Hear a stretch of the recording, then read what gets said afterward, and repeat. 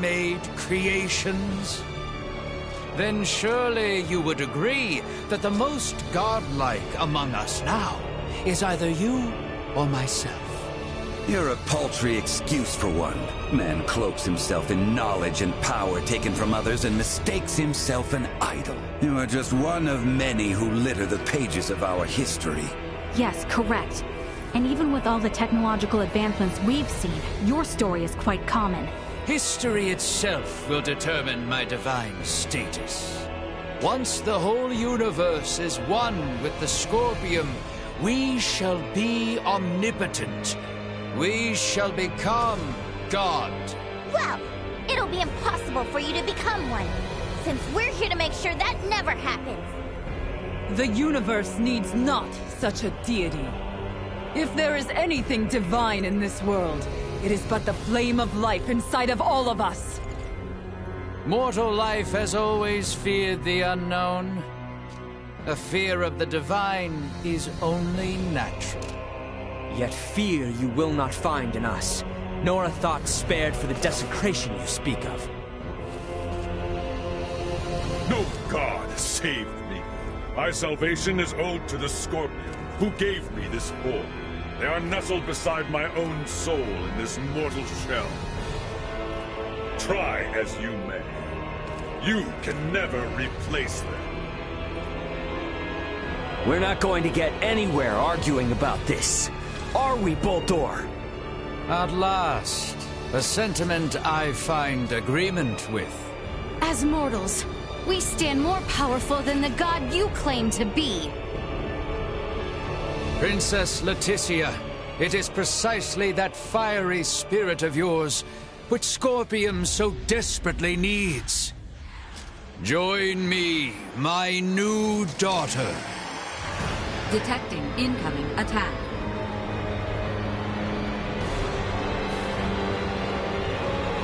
Time has come for you to learn your place. Behold, the infinite power of a god!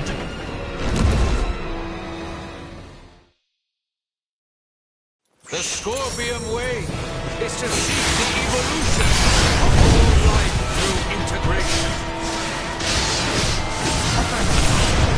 Why then do you inhibit us so? There was never only for a single group. Neither were integrated any more than one could count this possibility. You approach and find those suited to join. I find your lack of resolve disappointing. You lack the power your words would suggest. You are no match for your new god. Watch now. Behold my might. I have surpassed all you will ever know. We must it must dissolve the self-sustained power. You say that like it's easy. It's not like we can just wield sheer will like a sword and stab him. A battle in this digital realm essentially equates to the use of data traffic to overwhelm your opponent. For organic life forms like yourselves, it may be...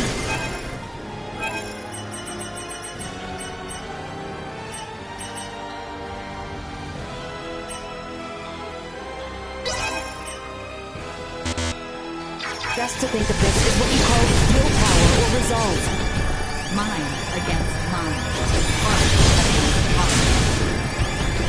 Your refusal to accept Bohld'or as God is your weapon against him. No! This cannot be! Think yourself stronger than a god!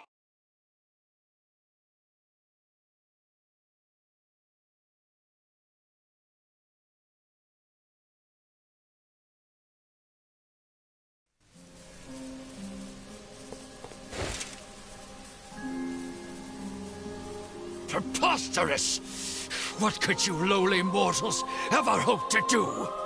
With my power as a god, I could bring endless bliss to all life in this world, to all life in the universe! With such power, I will not, must not be beat. You are Bohld'or Vey'l. Man, not God. I am. How could one possibly know happiness in a world without sorrow to temper it? A world forged from single-minded devotion is ultimately the same as one empty of all. No. Stop that. Stare not at me with those eyes, mortal. Bohld'or! I will not be eradicated. I cannot be. I alone am destined to be your new god and leader. Behind me, now. Enough! No more of this! I will not be defeated here! I refuse! What's going on? Bohld'or's will endures and refuses to be erased. Should he continue to resist in this way, his virtual realm will be obliterated with all in it. Bohld'or! Cease this at once! The battle is over! Words are useless. I will do what is needed. Please, no! My universe yet needs me!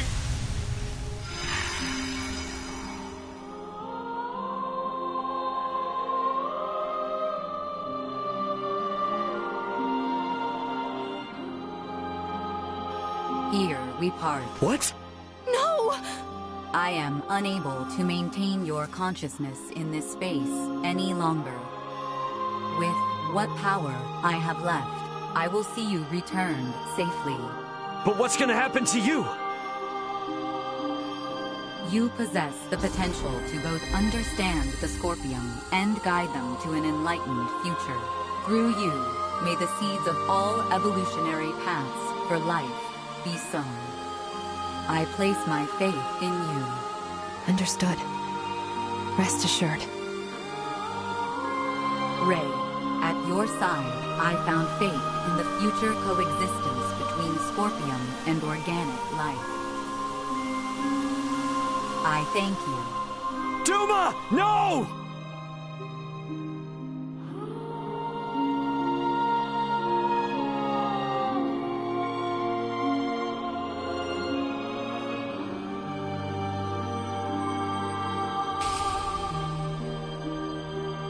My investigation is at its end.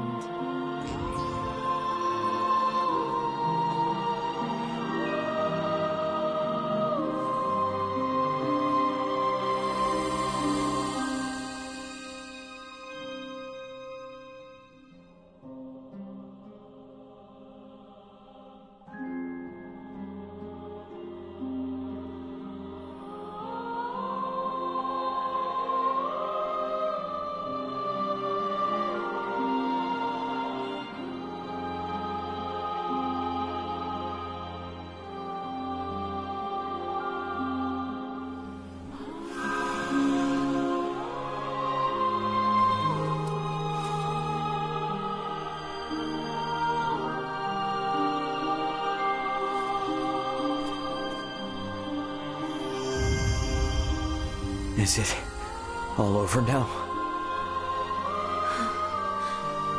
I'm inclined to believe it only just begins. I would agree. Thank you, Duma.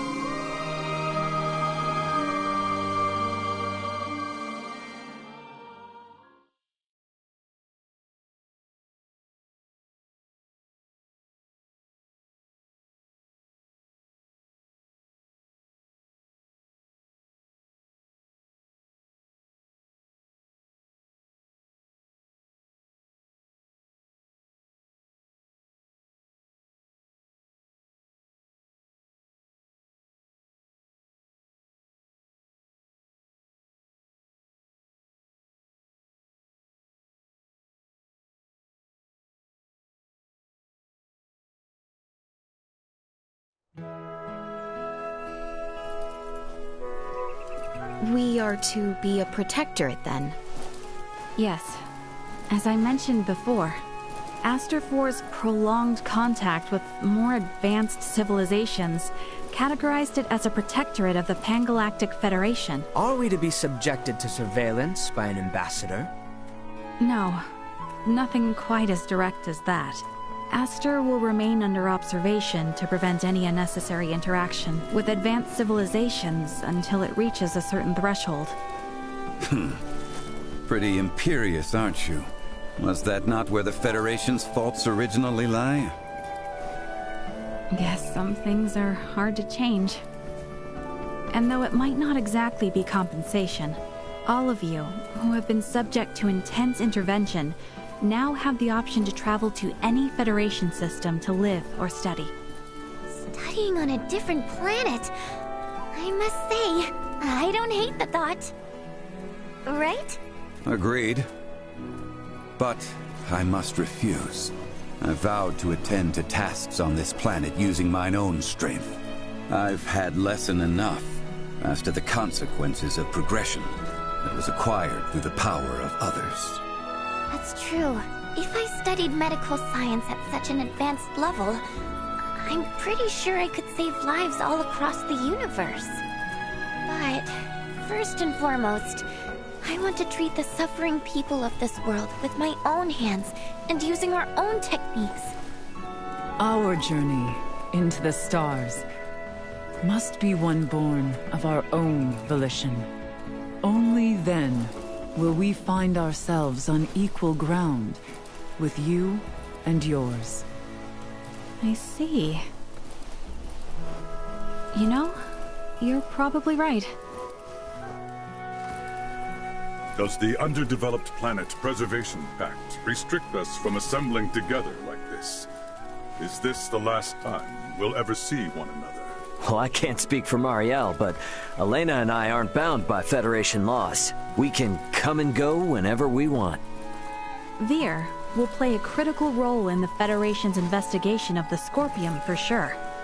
Which means there will be times when we will need to contact Colonel Valange and Lieutenant Lola here on Aster. Which should mean that I can see all of you again, so long as I avoid contact with anyone else. That is news I am relieved to hear. Gathering together is the best way for me to share in the experiences of my non-Scorpion companions. Yeah, I mean, if it were up to me, I'd set up a branch of Lawrence Logistics right here in Osarius, and that would let us see as much or as little of each other as we could ever want. Now is a time for restraint. Surely, the events here have opened your eyes to the importance of the Federation's Underdeveloped Planet Preservation Pact. Yeah, I get it. But come on, you gotta at least see how hard that is on a personal level. Don't be so uptight. I say this with respect to the positions of both Elena and Marielle. But, from my own view, I fail to find fault in Raymond's suggestion. Wow, Albie. Can't say I expected that coming from you. Spare me. I simply speak for us all.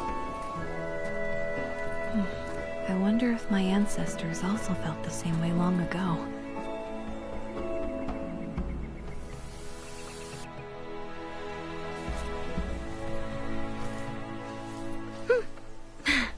Worry not. We have a tendency to be fine, after all. You know, you're a lot more carefree now than you were before. For that, I know who to thank. Oh my, who could that be? Did we have someone irresponsible like that around? Oh yes. At hand, I might say. Oh yeah? Well... we both got jobs to do, right? More than I care for, indeed. If only some god would show up and free us all from the burdens of work life so we could just kick back and have fun. Says the man bound to place his burdens on the shoulders of poor Chloe and Elena. Hey, I've become crazy capable after all this. I'm sure they feel like they can just relax and enjoy the ride. You are free to believe whatever you want. Ray? Okay, let's leave it at that. Ray, this is the Aldous. We're now in geostationary orbit.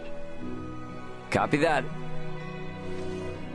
Yep, best get going before this turns into another pick-on Ray Fest. It does seem about time. This is Raymond for the Aldous. Commence transfer.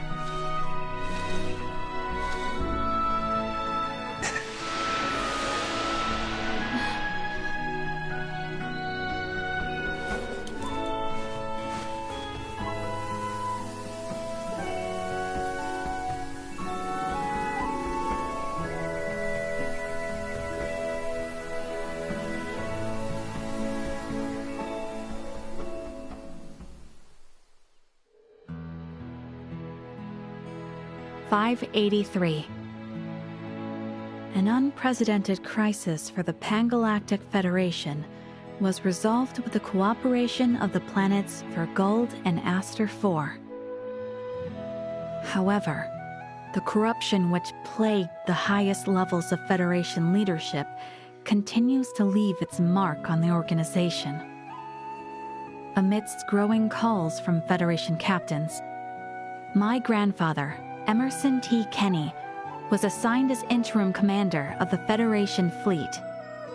A retired military man, he refused at first, but after much pushback, he took the reins to lead the Federation from its worst crisis yet. Through these troubled events, I've come to question the Federation's purpose in this galaxy, as well as my own function as one of its officers. But I choose to believe that its cause is still just. We must ensure a future of peace. Pan-Galactic Federation Lieutenant Mariel L. Kenny. The events that unfolded spanned numerous star systems, though their sovereign was defeated. Remnants of the Centralist Scorpium and their invasive measures still remained. Those among the Pan-Galactic Federation who aligned with the Scorpium cause were on the run, but still retained their influence. To combat both these foes, my partner Elena, armed with data saved from Duma's survey, helped us hit the Scorpium network from their own colony. Duma's experiences and noble ideology had a profound impact on the network, and saw the remaining Centralists quickly weakened. And while everything might still be far from wrapped up, it shouldn't be too long now until the Scorpium find themselves on the right track. My hope now is that the Pan-Galactic Federation might find its way too. Captain of the Lawrence logistics ship the Aldous, Raymond Lawrence.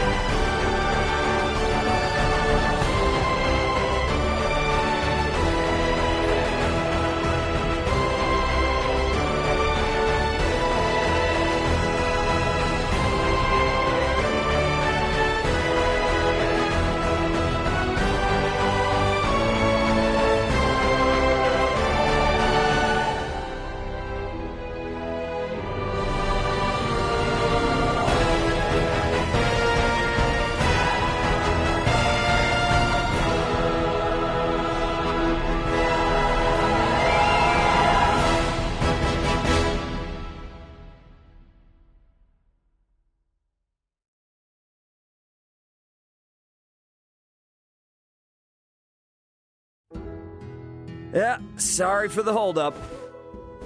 Raymond, you're late and it ain't fashionable. The big shots have all been seated for at least an hour now. You're meeting with the Federation emissary. Take this a little more seriously. It's not like any of this is on the books anyway, right? Got news for you. The planet Oria's not gonna join the Federation. I'm guessing this is all just so they can tell Vey'l to back off without rocking the boat. Which means there's no point in taking all this stuff they set up that seriously. So I figured I'd keep them waiting in anticipation. You ass. You're really using that as an excuse for running late? Too much, Dad? Be honest. Doesn't matter either way. You were always gonna get put before the firing squad in these negotiations from the get-go. Don't worry about it. Me and your brother will do whatever we can on our end to make you look good. So, if you say showing up late was part of the plan, then part of the plan it is. Sound good? Sounds good. The Federation's too big to just change overnight, even after, all that happened out there.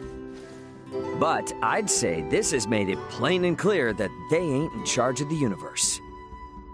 I mean, they don't get to call all the shots out here anymore. And this here is just one of the ways we're gonna teach them that lesson. Say as much from the start, then. You stress me out way too much. Sorry, man. Today, the Lawrence family is about to save another planet from the dirty hands of the feds.